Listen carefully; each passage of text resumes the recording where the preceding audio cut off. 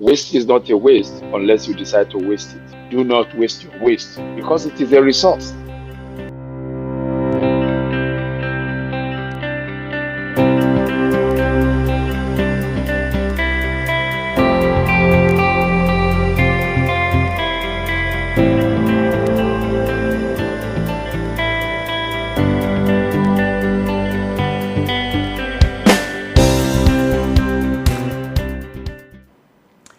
Waste is one of Nigeria's biggest environmental and economic challenges. Every year, we generate millions of tons of waste, enough to make us even the largest waste producers in Africa. But far too little of this waste has been recovered, reused, and even recycled. So in this episode of The Circle, we'll look into the promise of what we know is the circular economy, how much our waste truly leads to wealth. To help us answer this question, I have with me Olubenga Adebola, the National President, Association of Waste Management in Nigeria. It's a pleasure to have you on the program, sir. How are you doing today? I'm good. Thank you very much. It's a pleasure joining you on this your new and wonderful initiative meant to educate Nigerians and perhaps the entire African people on waste management generally. Thank you very much for having me. Thank you so much, sir. So we'll get right into it. Like we've seen, I mean, statistics show that Nigeria's circular economy is projected to add about 10 billion to the GDP by 2030. So I want to start off with where exactly we are now on that journey and what's standing between us and that gap of achieving those numbers in terms of being able to receive the benefits that come with the circular economy. Why does there seem to be such a slow progress towards that? What exactly has been standing between us and achieving those numbers? Well, you have lumped up almost about 4 or 5 questions together, but I'll try to do justice to every one of them. Where are we in Nigeria? Perhaps on the African continent. We are just starting. Perhaps may I say we have not even started at all because a lot of us on the African continent, Nigeria inclusive, still see waste as a waste. Whereas waste is not a waste unless you decide to waste it. And that's why for me, as an individual and perhaps as the national president of the Association of Waste Managers of Nigeria, I've been advocating to say, do not waste your waste because it is a resource. So, and it is not limited to individuals. It also cascades even to the level of, you know, the leaders, the political leaders, um, from everywhere. Is it from the locals, which we call the municipalities that we call the locals, or up to the state level, and then perhaps the federal? It's it's still an ongoing kind of a thing.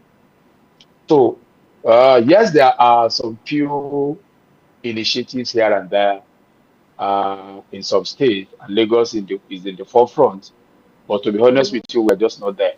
So, what are the impediments? What are the problems inhibiting the the growth that is expected, especially taking advantage and tapping into the multi-billion dollar industry that we should have? The inhibitors. Number one, there must be an enabling environment, which is still not there per se. I just say that waste management is highly capital intensive. And if you are going to invest your hard-earned money or a loan or an equity, whatever you want to be sure that the environment in which you are investing that quantum of investment has a lot of guarantee that you get return on your investment, that there won't be any change in government policy because we have a lot of inconsistency in government policy, and that affects the level of investment in the industry. Of course, we have the attitude of our people too. who still on their own still handle waste in a very funny way, sometimes in a commingled manner. Waste ordinarily, even by the tenements, by the waste generators, should be seen as a resource. And as such, if you see waste as a resource, of course, they might need some level of education, which the government also needs to do. And not government alone, including the association, the practitioners and all that. And my association is very large. At this we do quite a number of public engagements, awareness and education, which is part of what we're doing with your platform, to ensure that people are educated, encouraging them to also do what we call source segregation. Because when waste are sorted out at the point of the waste generation, it increases the recyclability of that waste, ability to recycle. Because when waste are not contaminated, because they are sorted out from the point of the waste generation, then they improves and increase the quantum of recycling, how you can recycle them, turn them into whatever. But the waste that is commingled, as we still do in Lagos and in Nigeria generally, then those waste, every waste component will have been contaminated. And then you now take it to probably somewhere where you have the aggregators, and then the people that they call scavengers are not scavengers. They are resource recoverers, as I named them. They are urban miners. They recover what you have commingled and throw together in one dustbin, in one waste bin, and then they try to recover maybe at the disposal site, or sometimes they move around to do this and recover the valuables and then sell to either recycling facilities or a bigger aggregator. So everybody within the value chain actually have their role. But also, we're talking about inhibitors, things that are not making things to, I mean, this initiative to have spiral into something that everybody is seeing. Of course, access to good funding is also a major issue. Waste management is highly, highly, highly capital intensive, and the return is in trickles. So, if you are going to be an investor, then you need to have access to a very good funding source, which is going to be, a long-term investment, because the investment itself is long-term.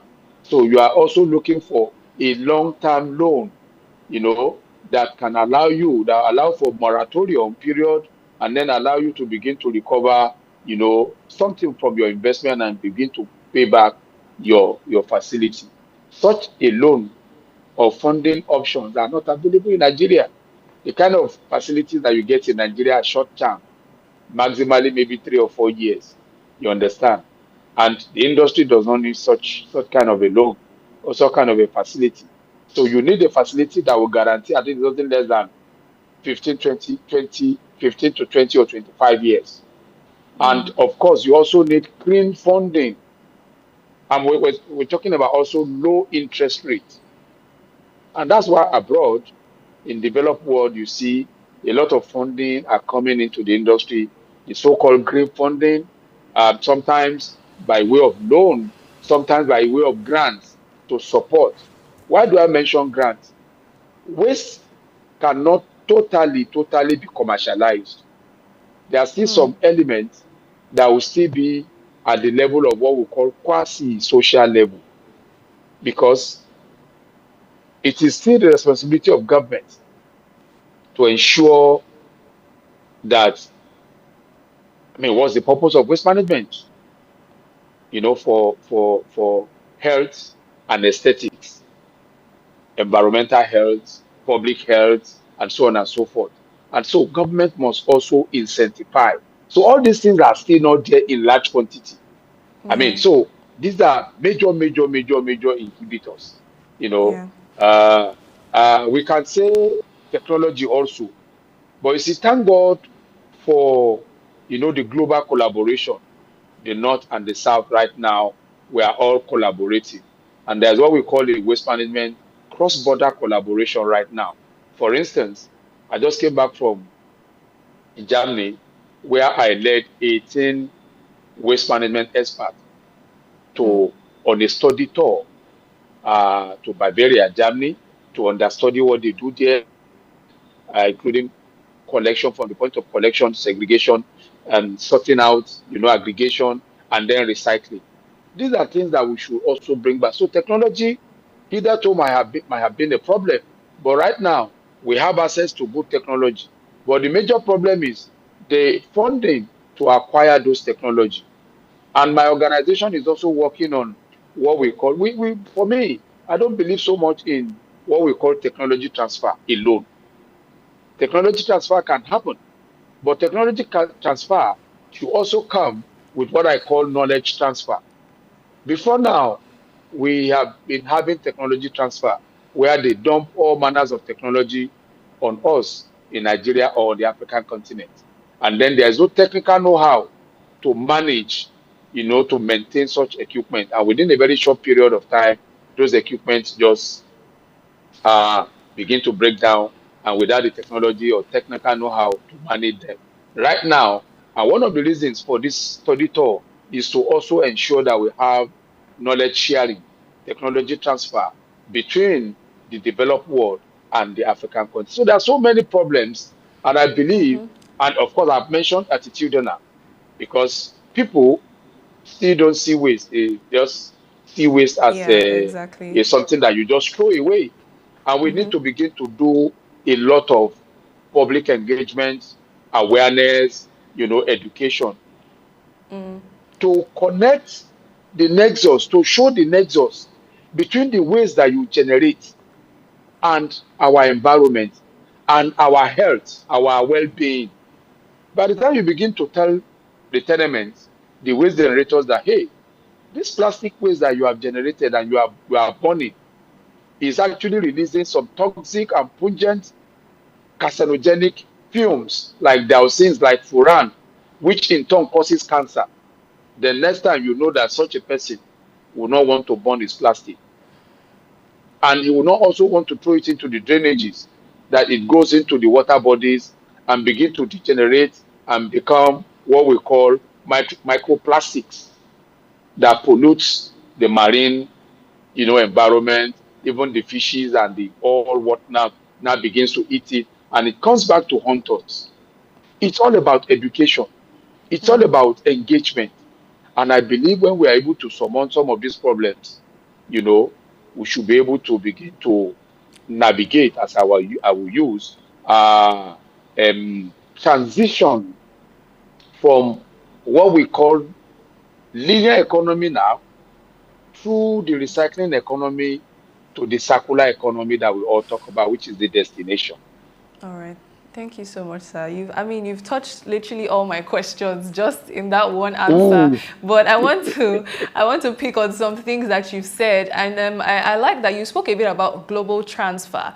And when we look at waste management, some people see globalization as one of the negative effects of waste management, because we've had cases where we hear that foreign countries come to dump, their unused goods or things that they have sold, including electronics, clothes, and all of that into Nigeria especially. So I want you to educate us a bit more on that. Is that how much of that is still a challenge in terms of our waste management? How much do we still have Nigeria as a dumping ground for countries like China and all of that, and even neighboring African countries as well? How much of that is still something we're still trying to grapple with in terms of our waste managing systems? Thank you, Tommy. I think that's the function of our enforcement mechanism, which is very, very weak. There is a global convention known as the Basel Convention that actually regulates the transboundary movement of what we call hazardous waste, waste that are hazardous. So you can't just move the waste from geographical location A and then transport it to geographical W simply because it is more costlier at your home to treat such a waste. That is what the Basel Convention has been doing. However, the Basel Convention, we have also signed into it, were signatory to it, but perhaps the enforcement at the point of bringing in all those what we call, you know, end of life waste is very, very weak. Because you see, there are different classification of this so-called waste, especially in the electronics waste and electronic equipment. There's what we call completely end of life. There's what we call near end of life. They are the ones that you call, okay, they are still serviceable and all that and all that. But you see how people go to Europe and everywhere and bring sometimes those are the ones that they call non-tested. Non-tested. They bring them, some of them are completely end of life, that they have become waste. But you see, those ones that are near end of life, because Africa and Nigeria inclusive, we need to bridge what we call the digital device. It is not everybody that can afford to buy new laptops, new telephone, and all that and all that.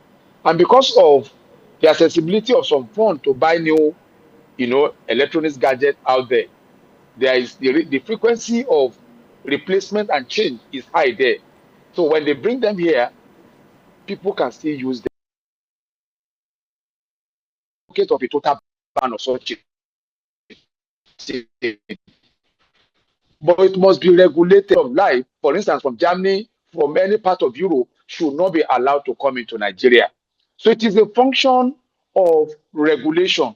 And there must be cross-border collaboration also between the regulatory agencies. For instance, in Nigeria, the Federal Ministry of Environment, perhaps Nigeria and all that, should collaborate with the international, like German regulator, American regulator, France regulator, Chinese and Japanese regulator, so that at the point of loading of all this so-called waste, some are not waste, like I've defined, some are near end of life, but they always mix them with complete end of life to maximize their profit. So Nigeria cannot continue to be a dumping ground. Earlier on, I was talking about this globalization, how it also affects us perhaps negatively, not in the area of importation of the waste material alone, but in the area of, allowing a lot of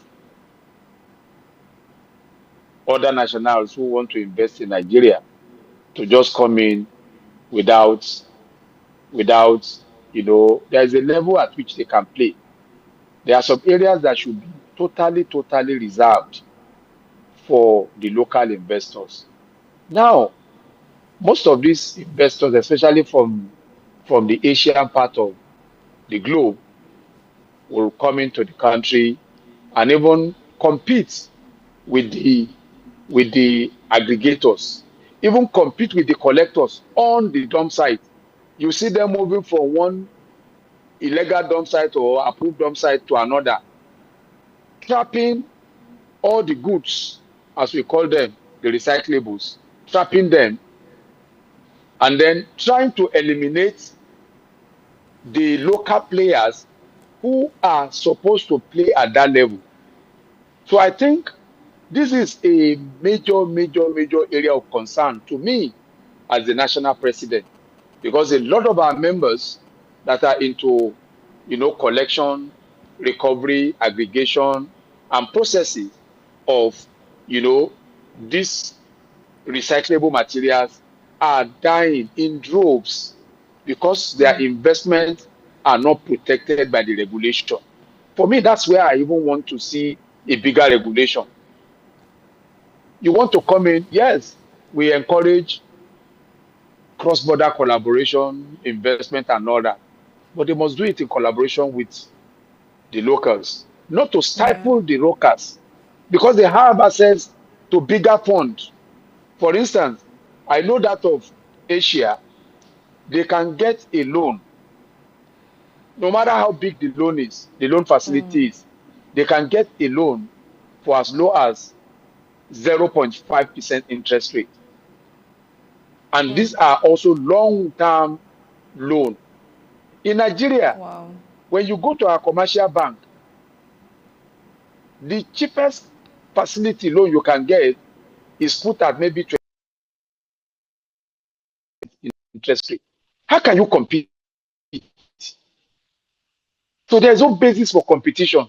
They have access to, I mean, even their home government is backing them up.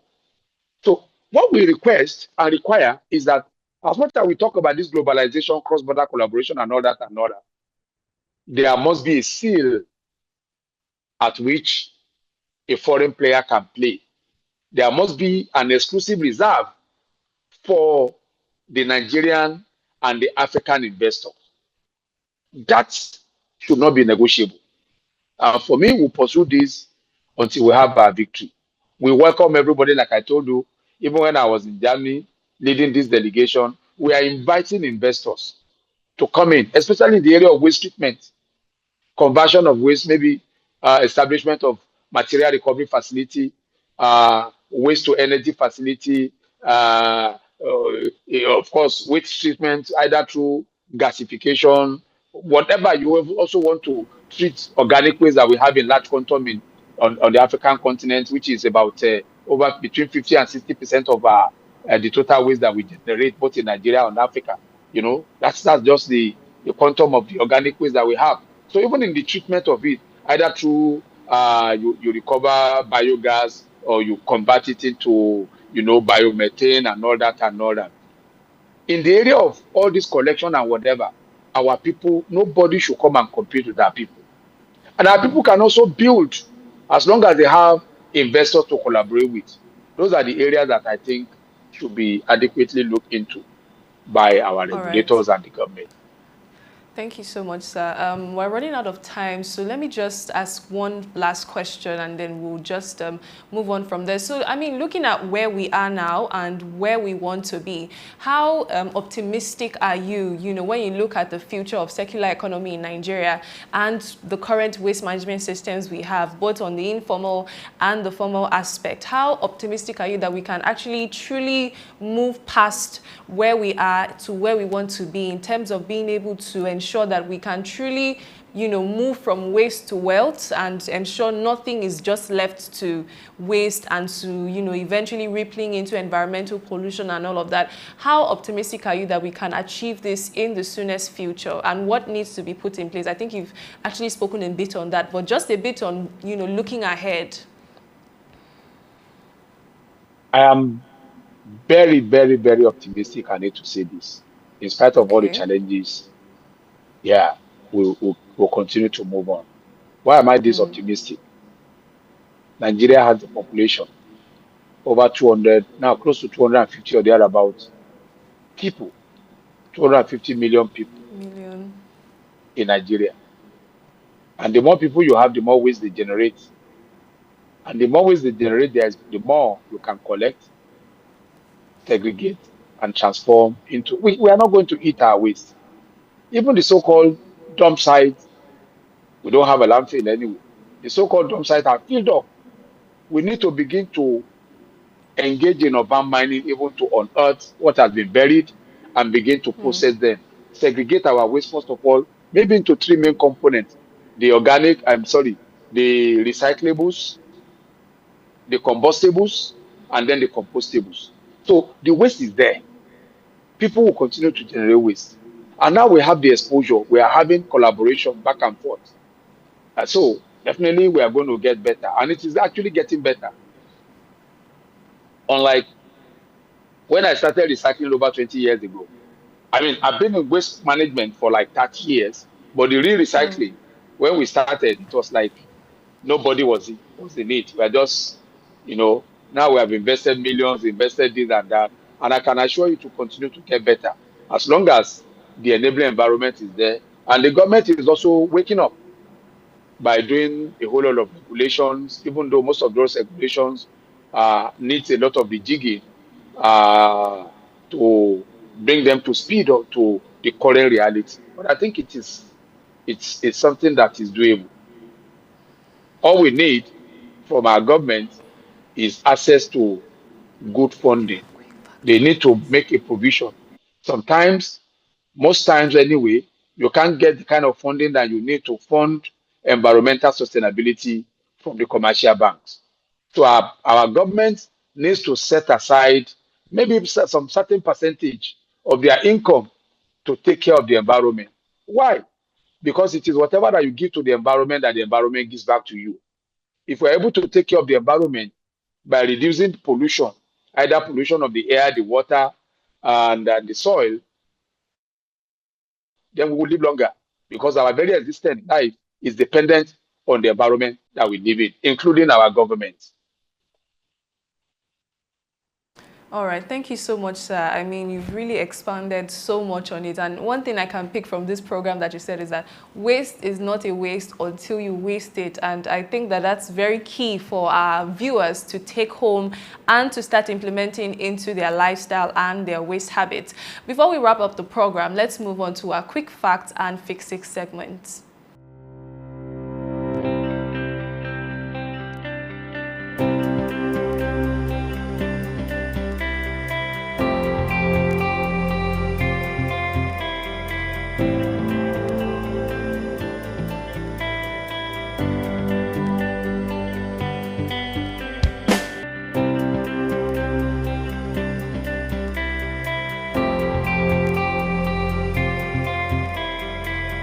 As we conclude, the circular economy is, as we can see, it's the future of Nigeria. It's the future of how we can turn this waste crisis into the wealth creation and ensuring that we're able to protect our environment altogether. But as our guest has said, this transition won't just happen by chance. We need, aside from the needed policies, which of course we need from the government, it also starts from our lifestyle and our simple habits, because each and every one of us has a role to play in closing the loop and moving towards the secular future of Nigeria. So thank you so much for joining us on another episode of The Circle. Till next time, I'm Tony Ogubanjo. It's bye for now.